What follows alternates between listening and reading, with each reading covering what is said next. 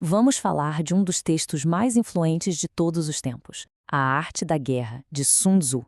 Muita gente acha que é só um manual para generais, mas a verdadeira genialidade dele é ser uma caixa de ferramentas para o pensamento estratégico. E serve para tudo: negócios, negociações e até para aqueles desafios do dia a dia. Bora mergulhar nessa arte. Olha, Sun Tzu já começa com tudo, sem rodeios.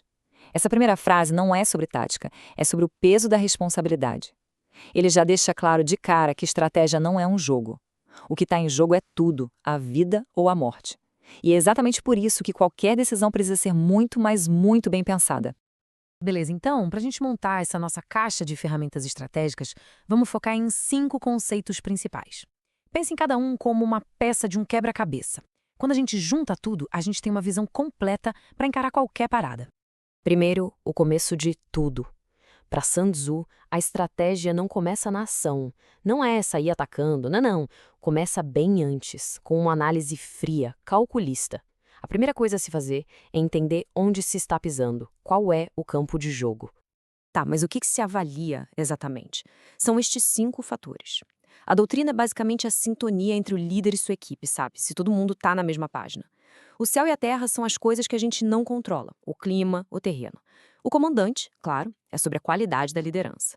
E, por fim, método e disciplina, que é o quão azeitada a máquina está funcionando. Sacar esses 5 pontos é o primeiro passo para prever o resultado. Depois de entender os fundamentos, o jogo vira comparação.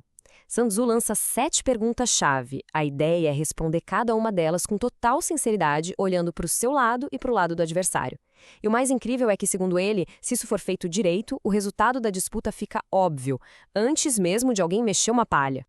Agora a gente chega num ponto que, olha, talvez seja o mais famoso de todos em A Arte da Guerra. É aquela ideia que saiu dos campos de batalha e hoje se ouve em todo lugar, de salas de reunião a vestiários de times. E essa citação é genial justamente pela simplicidade. Vitória, no fim das contas, não tem a ver com sorte, tem a ver com informação.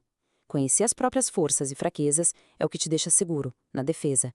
Agora, entender o oponente, aí é que está o segredo do ataque. E aqui a gente vê como essa ideia funciona dos dois lados. Conhecer a si mesmo permite criar uma defesa que, cara, ninguém passa. Te torna invencível. Mas a vitória mesmo, ela vem de conhecer o inimigo. É ali que se acha o ponto fraco, a brecha para agir. A lógica é poderosa. Primeiro, garanta que ninguém consiga te derrubar. E depois, espera a oportunidade certa de vencer. Vamos para a próxima ferramenta da nossa caixa. E essa aqui, olha, é talvez a mais polêmica de todas: o engano. Para Sun Tzu, estratégia não é sair na força bruta. É muito mais sutil. É um jogo, uma dança de percepções. É uma afirmação forte, né? Direto ao ponto. Para Sun Tzu, o que importa não é a realidade em si, mas o que o adversário acha que é a realidade. O grande lance é controlar o que se passa na cabeça dele. A ideia é essa: controlar a percepção do inimigo. Então, por exemplo, se a aproximação para um ataque está em curso, cria-se uma ilusão de distância, de segurança, para que ele relaxe, baixe a guarda. E se as forças são superiores, o instinto seria mostrar esse poder, certo? Errado. Para Sun Tzu, o caminho é o outro. Parecer fraco incentiva a arrogância no oponente, fazendo com que ele cometa erros fatais. Então, o engano não é só mentir, é criar o cenário perfeito para a vitória, muitas vezes antes mesmo da luta começar de verdade. Beleza, o campo está entendido, o adversário está mapeado, as percepções estão sendo moldadas, e agora? Agora é hora da ação, e nesse momento o tempo é tudo. Não adianta ter a melhor estratégia do mundo se ela não for executada na hora H. E quando ele fala em velocidade, não é só sobre ser rápido no movimento, é sobre ser rápido na decisão. É agarrar uma oportunidade com uma rapidez tão grande que o adversário nem entende o que aconteceu, muito menos consegue reagir. É pegar a dianteira e não soltar mais, sabe? Dominar o ritmo do jogo. E agora, chegamos ao conceito final, e talvez o mais profundo de Sun Tzu. Uma ideia que vira o objetivo do jogo de cabeça para baixo. A meta não é aniquilar o inimigo, mas sim alcançar o que se quer com o mínimo de conflito possível.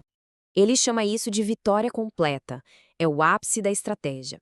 Pensa só, é neutralizar o adversário de um jeito que a luta se torna desnecessária para ele. O objetivo é vencer, preservando recursos, evitando destruição e chegando no resultado da forma mais inteligente e limpa possível. Então, para fechar essa ideia, a maior habilidade não é vencer sem batalhas. A verdadeira maestria é quebrar a vontade de lutar do outro lado antes mesmo de qualquer confronto físico. É fazer com que se render ou simplesmente sair de campo seja a única opção lógica. Isso sim, para Sun Tzu, é a verdadeira genialidade estratégica. E tudo isso deixa a gente com uma pergunta no ar, né? Porque os princípios de Sun Tzu são sobre influência, percepção, psicologia. E quando a gente traz isso para hoje, para os negócios, para a vida, onde é que está a linha que separa a estratégia brilhante da pura manipulação? A resposta, claro, não é fácil. E talvez seja exatamente por isso que um texto milenar como este continue tão relevante.